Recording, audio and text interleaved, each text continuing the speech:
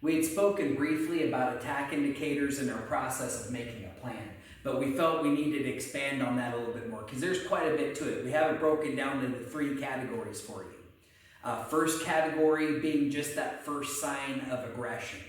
Beyond that, that sign of adrenaline, which is they're pumping themselves up to attack you. And then ultimately that sign of imminent attack, which means they're getting ready to do a strike. So with the idea of it's important in order to solve a problem that you can recognize that there is a problem, we're going to dive into each one of these categories and talk about them a little bit more in depth.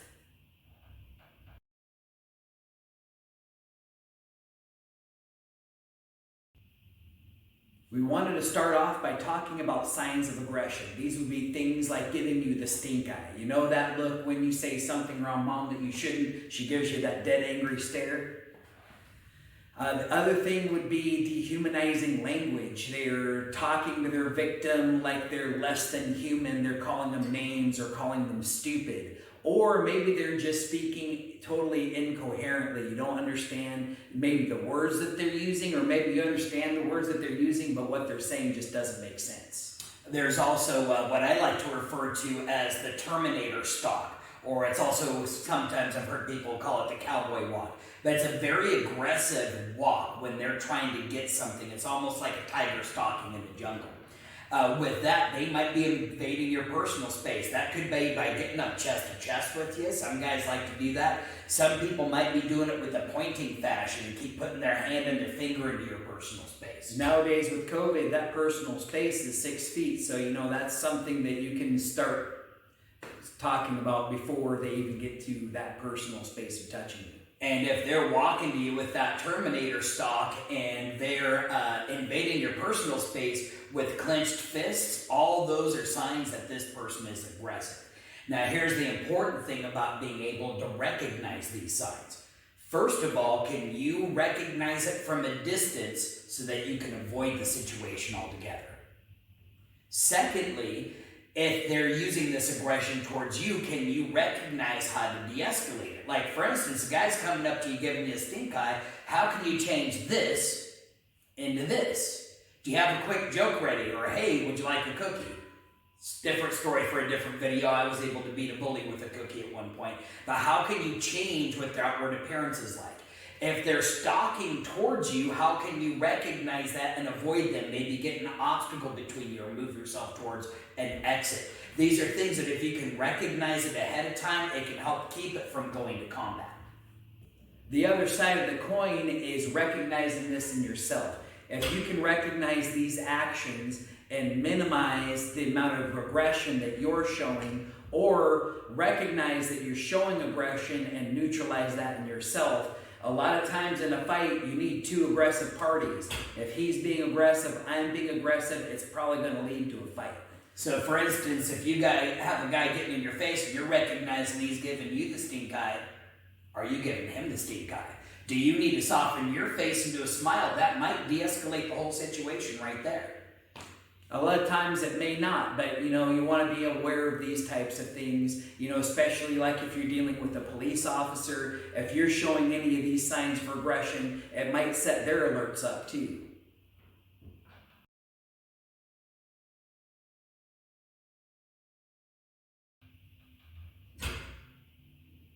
When you're stressed out, adrenaline is pumped into your system.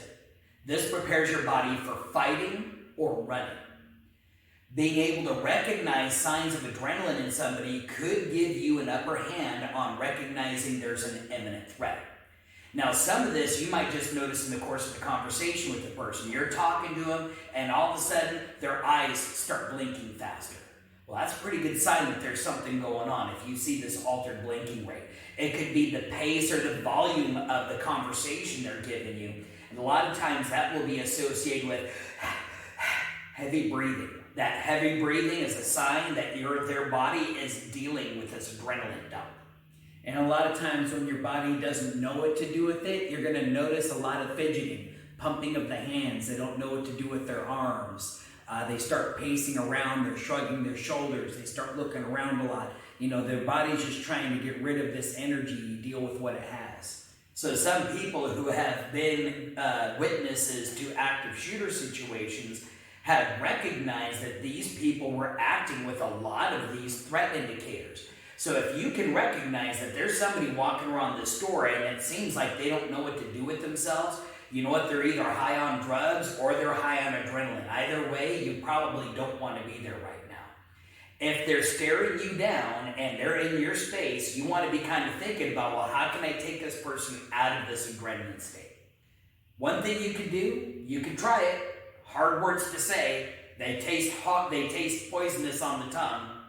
I'm sorry. Even if you're not at fault, sometimes you say I'm sorry, and all of a sudden the person will let loose, they'll yell at you a little bit, and then they'll be done, and you just de-escalated the situation.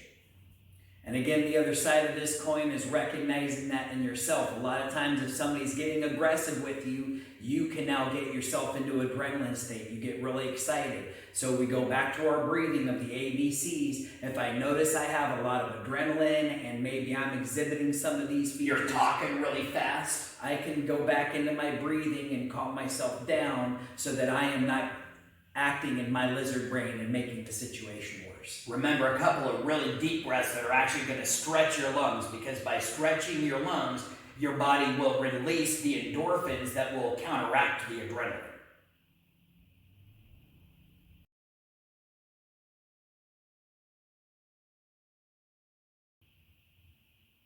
The final thing we wanted to mention was the sign of imminent attack. And at this point, there's no more self-defense. They're getting ready to attack you, so we're going into combat mode. Sometimes it's really obvious. They get their hands up in a fighting position, right? You know that there's probably going to be something happening there. It might be a little more subtle, like they just lower their stance. While their legs are loading up, they're probably getting ready to throw a punch. Sometimes before somebody hits you, they're going to check and make sure there's no witnesses, nobody holding a camera to record the thing. And it might be obvious. They might literally look one way and then the other, and then they're going to punch you. They might try to hide it though. Sometimes they do this yawn to make you think that they're just stretching, but they're really looking to see if there's somebody there watching you. A lot of times their hand movements are meant to hide the fact that they're striking. So the hands coming back in a yawn position, or maybe they get their hands up, they start playing with their face or Gets grooming hands closer to themselves. punching you too. Just getting the hands up in this praying position. It's just in this where it's going to be easier to strike you, so you want to watch out for that. Yeah, as soon as you see any of these signs, you want to make sure you've got your distance between them, not up chest to chest, but your step back in your fighting stance and your hands are out in front of you to protect you. And then if their hands disappear, maybe it goes in their pocket, maybe it goes behind their back, you are in a lot of trouble right now. You need to either get out of there or move right in and be able to stuff whatever they're trying to grab. Especially if you've recognized signs of aggression and signs of adrenaline, and now you're seeing this hand disappear. That's a pretty good bet that you probably are going to be dealing with a knife or a gun. And, you know, especially, again, other side of that coin is to recognize this in yourself, that you're not showing that sign of imminent attack, especially when dealing with police officers. You know they like to see your hands in plain sight. And if you reach behind you or in your pocket to grab something, they might think that there's an attack coming. And, you know, they don't have the type of training that would normally be to subdue somebody calmly. It's probably going to end up getting the belly club upside your head. Little things can set police officers off, because you have to recognize that they're in a dangerous situation too. So if you're talking to this police officer and they see you doing this glancing around, they're thinking, hey, is he looking for somebody to watch because he's getting ready to hit me? So recognize these signs in yourself. Make sure you're not doing them to somebody else and escalating the situation further than it needs to be.